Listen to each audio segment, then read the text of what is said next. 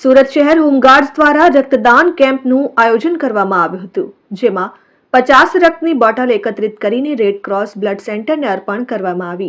આ પ્રસંગે command doctor પ્રફુલ્લ સિરોયાએ જણાવ્યું કે હોમગાર્ડ સંસ્થા મનાજ સેવા કરતા યુવાનોની બનેલી છે। કાયદો અને વ્યવસ્થાની સાથે સાથે સામાજિક પ્રવૃત્તિની સાથે કુદરતી આફત હોય કે માનવ સર્જિત કોઈ દુર્ઘટના બને ત્યારે પોલીસની સાથે રહી કાયદો અને વ્યવસ્થાની જાળવણી પણ કરતી હોય છે।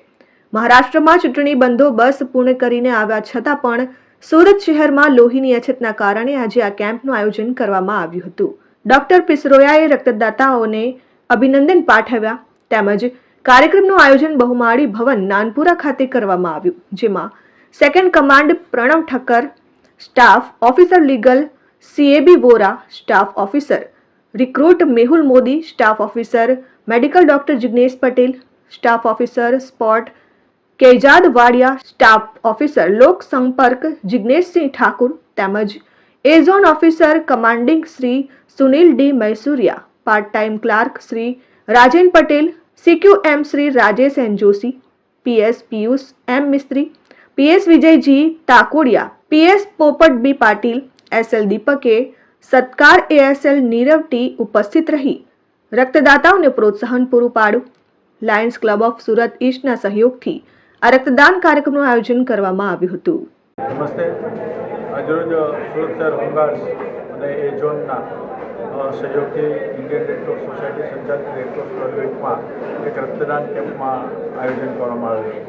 હમણાં જ હોમગાર્ડની સ્થાપના દિવસ 6 ડિસેમ્બર 1947નો દિવસ આવી રહ્યો છે, ત્યારે નિષ્કામ સેવા કરતી સંસ્થા એવી હોમગાર્ડ્સ એવી પોતે પોતાની નિષ્કામ સેવા કરતા હોય, પરંતુ સાથે સાથે સામાજિક દાયિત્વ પણ પોતે નિભાવતા હોય છે। જ્યારે જ્યારે કંઈ પણ જરૂરિયાત હોય ત્યારે હોમગાર્ડ્સ ખડે પગે ઊભી રહેતી હોય છે। આજરોજ જ્યારે આ દિવાળીના સમયમાં રક્તની ખૂબ જરૂરિયાત હોય છે, ત્યારે અમારા ઓફિસર કમાન્ડિંગ મૈસુરિયા દ્વારા એ ઝોનમાં હોમગાર્ડના સહયોગથી આજે રક્તદાન કેમ્પનું આયોજન કરવામાં આવ્યું છે।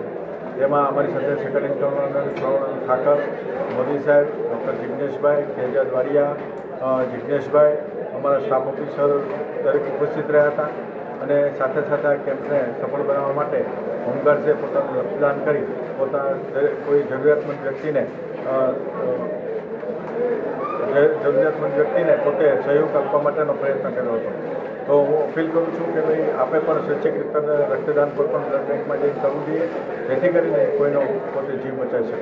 વસ્તુ વંદે માતરમ, ભારત માતા। Jignesh Thakor, RN news, Surat.